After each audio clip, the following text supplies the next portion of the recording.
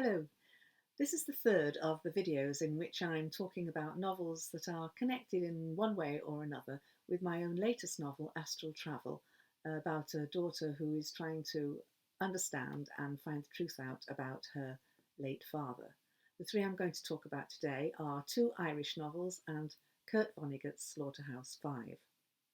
The father in Astral Travel, Patrick, is Irish. Now, there's a long tradition in Irish fiction of difficult and oppressive fathers, and Patrick is no exception. He has a lot in common with the fathers in the two books I'm going to talk about. The first of which is Girl with Green Eyes by Edna O'Brien, first published as The Lonely Girl. This is the story of a young girl who has a relationship with an older married man, which, of course, in Ireland in the 50s, when the book was set, was extremely scandalous, as well as in the 60s, when the book was published and the book was banned in Ireland for a very long time. But it was a success in England, and 2 years after its publication in 1962, a film was made. I think Edna O'Brien wrote the screenplay. The film was Girl with Green Eyes, and Penguin reissued the book with that title. And I think this must be one of the early Penguin editions because it's very old, it's very brown. You can see it was only 3 and 6, and it was later sold secondhand after things were decimalised for only 10p. I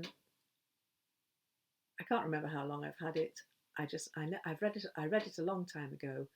I love this book, and I know a lot of people do. The father in this book is a profligate man. He's a drunkard, and he's a farmer, but all his wealth is draining away. His farm's going downhill because he spends all his money on drink, and he leaves his daughter and wife scrabbling for money for food and so forth.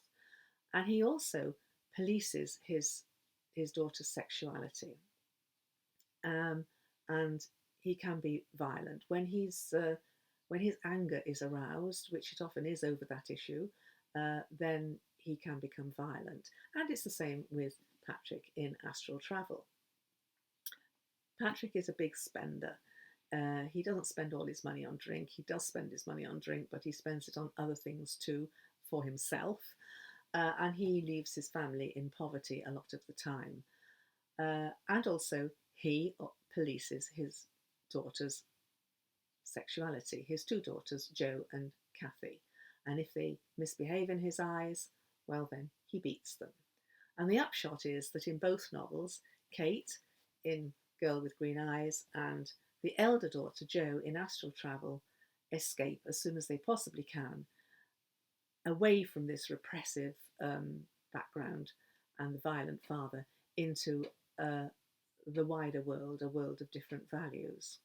Now, the father in John McGurn's Amongst Women is a very, very stern father. He rules his family with an iron will. This is a legacy of his past as an IRA commander, and they live in fear of arousing his anger. But he doesn't actually use violence against his daughters. It's his sons he beats. He has two sons, and each, on different occasions, is threatened with a particularly monumental beating, and each reacts by running away to Dublin or England and not coming back and cutting Moran off. And ironically, Patrick in Astral Travel is a bit like those two sons. He actually also ran away from a repressive background. At the age of 16, he came to England escaping, only to then perpetuate that patriarchal control and rule by revisiting it all on his own family, on a later generation. And Astral Travel is about, among other things, exploring through Jo, the elder daughter's investigations, the sexual and religious and cultural prejudices that forged Patrick and men like him. Now, Kurt Vonnegut's Slaughterhouse 5, this is a very different book. There don't seem to be very many similarities on the surface. This is this deals with Kurt Vonnegut's own experience of being captured by the German army during the Second World War and having to undergo the Allied bombing of Dresden. But on another level, it's about the psychological difficulties of telling such a story. And in the first chapter, Vonnegut just comes right out and admits to the reader his difficulty in telling that story and goes ahead and creates a character, Billy Pilgrim, as a kind of buffer, um, who will also have the same wartime experiences. But Billy Pilgrim is visited by aliens from the planet Tralfamadore, I think that's how you pronounce it. And every time he approaches the really, really difficult bits of the story, the wartime story, the Tralfamadorians whisk him away to their own planet.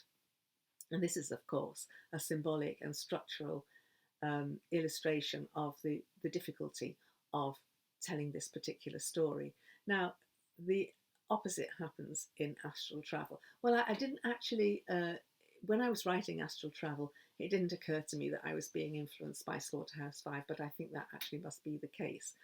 When Jo first tries to understand her father, she does so by writing about him, and she imagines him arriving in the afterlife and expecting a whole load of new adventures in a new world, only to be then whisked not away like Billy Pilgrim from difficult things, but whisked back to them, back to the things he did in life, um, his actions that affected his family and the consequences for them.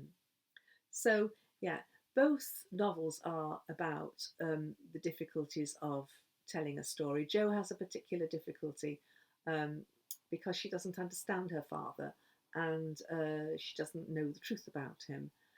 And Astral Travel is also about the slipperiness of storytelling, the fact that stories can be told actually as lies. And to take you away from the truth, because she will discover eventually that a lot of the things that she was told about her father, the stories about him that she was brought up on, are very much a spin on the truth.